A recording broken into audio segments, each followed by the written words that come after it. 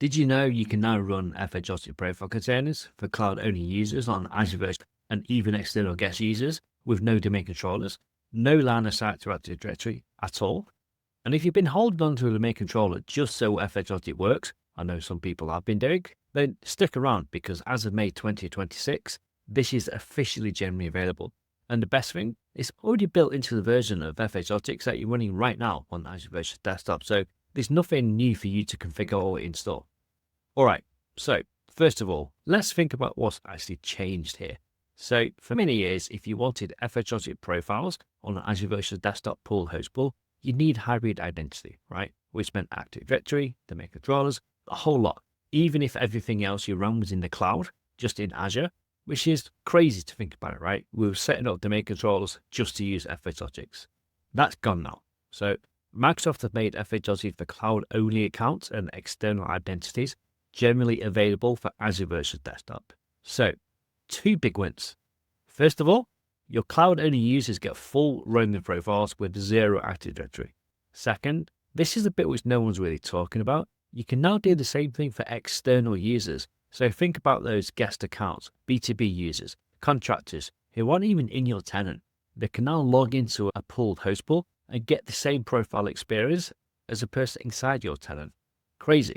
So, in today's video, I'm going to show you how to do this full setup end to end, and we'll show you how to configure this fully and test it. So please let me know in the comments if you're looking to deploy this, because I'm really interested in use cases for this. External identities is a really cool thing on its own, but when you match this up with FSLogix profiles as well, it's just the icing on the cake. All right, so let's go ahead and get this configured. All right, so the first thing, set up the storage account. Okay, so we'll go ahead and do that now, and then we'll configure the identity on the storage account. And then once we configure the storage account, we obviously need to configure permissions for the storage account. So we'll go ahead and do that. And then we'll create the file share, and then we'll basically create the Intune policy settings as well to apply this. Because obviously we've got no Active Directory, we've got no domain controllers, or we've got no group policy, right? So we'll need to configure these FSLogix configuration settings via Intune, right? So we'll go ahead and do that. But first of all, let's get ahead and do the storage account configuration.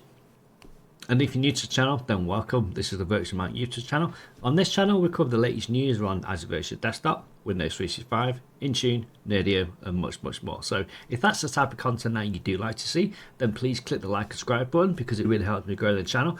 And if you've got any ideas for any future videos that you want to see in the future, please let me know. Put it in the comments below and I'd be happy to help you. All right, cheers. Bye-bye. All right, so let's go ahead and create the storage account. So I'm in the Azure portal. So what I'm going to do now is I'm going to go and go to storage accounts, and I'm going to create a new storage account. Okay, so create, and then we will select another resource group. So that's going to be this resource group here, and then I'm going to select storage account name, which is going to be, hopefully no one else has got that name. We'll go to UK South, preferred storage type. We're going to select Azure Files, right? Because we definitely want it an Azure Files storage account. We're going to select its premium, right? Because we always want to select premium. And then we're going to select a provision v2. So this is a new provisioning method, which basically allows you to separate the size and the performance. So historically, you'd have to create, I don't know, if you wanted 50,000 IOPS, you'd have to create a storage account which is the size enough for 50,000 IOPS. What I can do now, I can basically separate the capacity and the IOPS. So it enables you to hopefully save a bit of money. I'm going to select LRS, but if you wanted redundancy, you click ZRS, okay? But I'm going to try and save money. But in production environments, I definitely recommend doing ZRS because it just gives you a bit more redundancy. And then no zones available, so I can click next. I'm not going to select anything here. These are just the default options, okay? So I'm just going to select next here. Public network access, again, if you were in an enterprise environment, you basically enable private endpoints, or you at least allow the storage account firewall, but I'm just going to leave these as default settings, okay? But again, in a production environment, definitely recommend locking this down, right? Because you don't want anybody downloading all your FSLogix profiles. That would not be good. Okay, so yeah, as mentioned, normally you just do a private endpoint, but here we're just going to leave this as default settings. Select next. We're going to select these as default settings as well. Okay, not going to change anything here. Let's select next. Not going to change anything here, right? Select next. Click. Just keep that as Microsoft managed keys. Again, in a secure environment, you may manage your own keys. And then again, we're just going to select next. next, add tags if you need to within there, and then we're basically going to click on create. Okay, so that's going to go ahead and that's actually going to create that storage account. So once we've then done that, we basically need to make sure the file share is there, or create a file share if you didn't create one, and then basically just enable the identity on that storage account, configure the permissions, and then we can actually go in and test this and just make sure that it's all working fully. So we'll do that in a sec. All right, I'll be back in a sec when this is completed. It's actually completed. There you go. So I'm going to click on go to resource. Okay, so this is now my storage account here. So provision v2 storage. Okay, and if you just drop down here, what we should be able to see is classic file shares. Okay, so if I just click on this file share here, so I don't have a file share that's created, so we need to create one, right? I'm just going to click this, classic file share, and then I'm going to call this FSLogix, okay? And I'm just going to create this one as 100 gig, right? Because I've just got a small test environment, that's all I need. Now, this is the new capability in the V2 storage, because what I can now do, I can actually specify my IOPS, right? Even though I've only got 100 gigs of storage, I can say maybe I want 50,000 IOPS, for example, right, or 50,000, and that's going to go ahead and create that all maximum 15,500. Okay, and it's going to go and enable me to do that as well. Very useful. But yeah, I'm just going to select 500 within there. Oh, minimum 3,000. Okay. In fact, no, I'll just do recommended provision. But yeah, you get the gist. You can just configure whatever you want to within there. We're going to leave that at SMB because we don't need NFS. Okay, and then we're going to go to backup. We don't need to create any backup, so I'm just going to untick that. But again, in a production environment, you definitely want to be backing up your FSLogix profile storage shares, right? Just so it's easy for people to restore stuff, right? Because if a user has a corrupt profile and they've got lots of important information in there or something, they definitely want to have that available.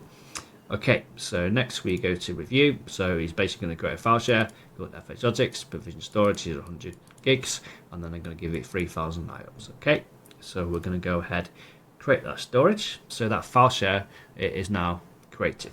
Okay, now there's one more thing that we need to do on here, which is basically the identity based access. Okay, so now what I need to do, I need to go to the not configured here, so where it says Virtual Services, and then we're going to select this thing here called Microsoft Entra Kerberos. Okay, so I'm going to go into here, I'm going to select setup, and I'm going to select that.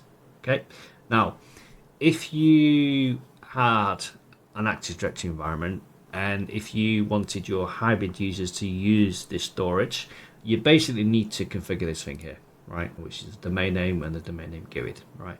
For this instance, because we're doing this for 100% cloud only, I'm not going to configure it. But if you did have an on-premise Active Directory environment, I definitely recommend you configuring this, because this will enable your cloud only users to also access your on-prem resources, right? And vice versa. So very important if you do have an existing Active Directory. So don't miss this step. Okay, so we're going to click save. We're going to save that.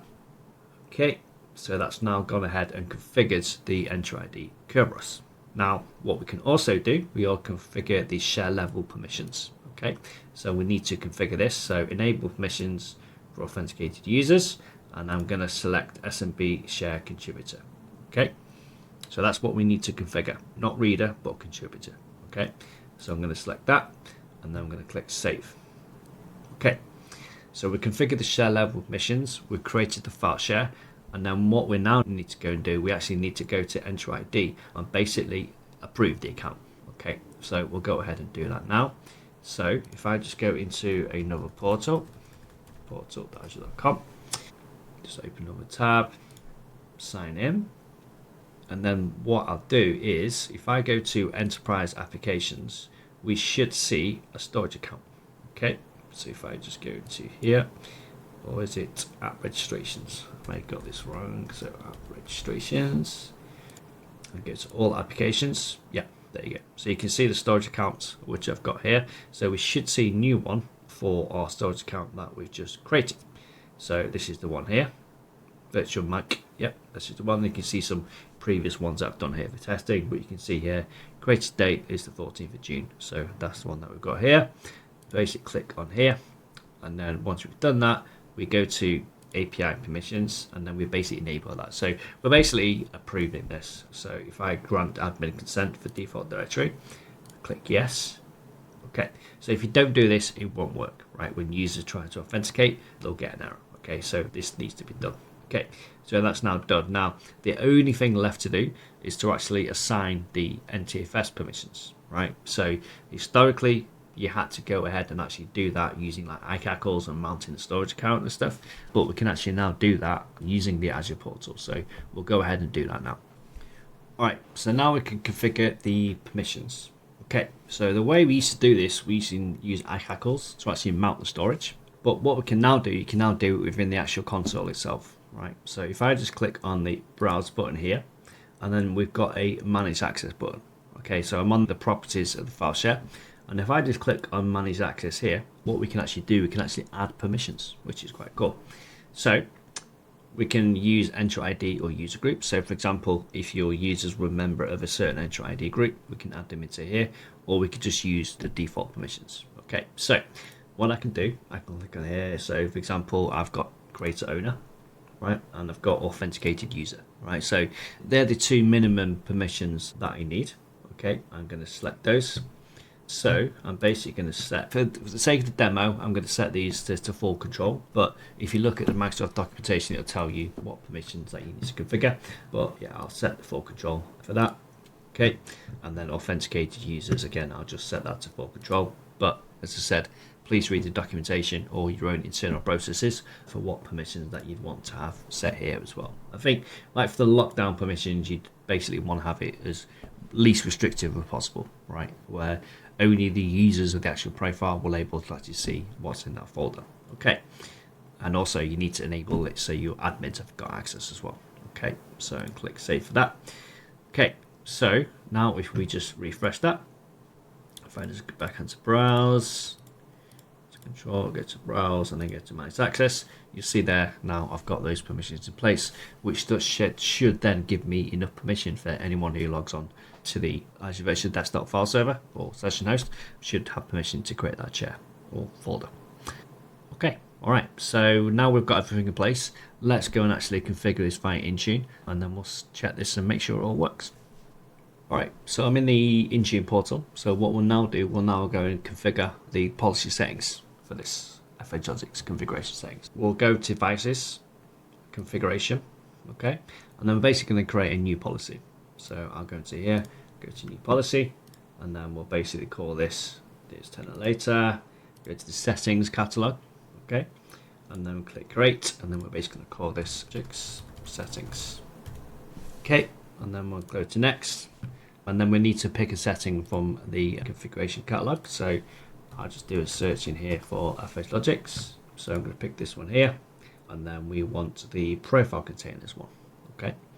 So I'll go to profile containers, and the settings we need to configure are obviously enabled, okay, and then also we need to configure the path as well, which is the VHD locations. Okay, so obviously you can configure other settings in here if you need to, right? For example, we can select delete local profiles when VHD apply. So these settings in here are pretty much exactly the same that you would have got within the group policy template as well. Okay, and then you can also select is dynamic on or off. So use your best practice ones. Okay, so we've got those configured. So delete local profile, VHD apply, VHD locations, and enabled. Okay, so what we'll now do is actually configure those settings. So go to VHD locations, click next. In fact, no, so I need to configure the settings for these VHD locations. Set that to enabled. Set that to enabled. And set that to enabled. Okay, so VHD locations is the path. So this is the storage path that we created earlier, right? So that's the storage account that we created, and that's the share that we created, right? Okay, so we've got those. So click next. I'm not going to do scoping, and then I've actually created a group already with the session host that I want in there as well. So I'm just going to click that add group. If you wanted to add to all devices, which I wouldn't recommend doing, you can do it on a user basis, but the best way to do this is to add it by groups, right? So you can have a dynamic group with your domain for your Azure Virtual Desktop session host, for example.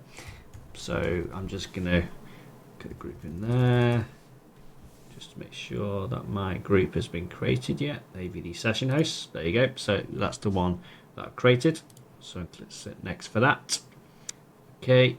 Click next, and then great. Okay, cool. So that's it. That's all we need to do. So once we've done that, we now need to obviously wait for that policy to apply onto the session host. So we'll go ahead and do that now. And when that's applied, I'll be back and we can fully test this solution out and just make sure that everything's working. All right, I'm back just a few minutes later. Good news, the settings have applied. It's actually pretty quick. It took me like 5 minutes to apply the settings, which I'm pretty impressed about. So if you just flick over to my other screen now, so just go over to the Intune portal, and what we can see is this is the machine that I applied the settings to. Okay, so if we go onto this VM here, and then if I just go into device configuration, we can see here it's the FSLogix settings which I applied.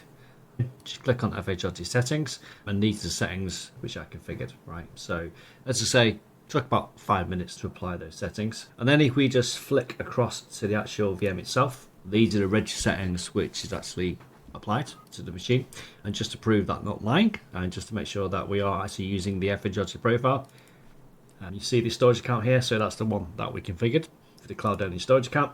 And this is the FSLogix file share. You can see here it's created this directory, and that's the directory profile which is created for me. And then if we go here and we just look at the permissions on that file, you can see there it's got me as full control because I was the greater owner for that as well. Okay, and then obviously you can fit that authenticated users to whatever permission that you want. Okay, so yeah, pretty simple really, not really much to it, but so powerful, right? Because on this here we've not had any like Active Directory at all, no like custom DNS settings, just straight pure Entra ID cloud only accounts, which is very cool. So you probably start there thinking, how does this external identities all play into it? The good thing is external identities, you treat them exactly the same way you would do as a normal account.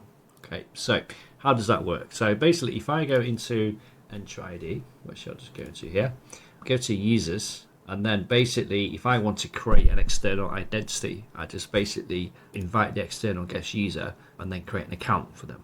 Okay, so for example, I've got an external identity here, like John Jarvis. So here's an account which I invited into my tenant. So if I wanted to add John to a host pool, I literally just do it the same way as I would do with a normal account. Okay, and then because I've set that permissions as creator owner, it would just creating an FSLogix account just as you would do with a user account. So there's no differentiator there. Obviously, with external identities, you still have to get the license, so they will still need an E3 or E5 license to use AVD, but you just treat them exactly the same way as you would do with any other account. Okay, so that's pretty much it really. Doesn't look amazing, but trust me, this is very powerful. As I mentioned at the beginning of the video, it enables us to invite like third-party contractors into our tenant, and they can basically use their own authentication to log on to the AVD session host. I did a separate video on external identities, so I'll put a link to that in the comments so you can have a look through that. But yeah, we now have full support for FSLogix, Entra ID join, and external identities, which is very cool. If you enjoyed the video, please let them know in the comments. If it's the type of content that you'd like to see, please click subscribe because it really helps me grow the channel. All right, that's it for today. If you've got any ideas for any video topics that you want me to cover in the future, please let me know and I'd be happy to do. All right, cheers, take care, goodbye.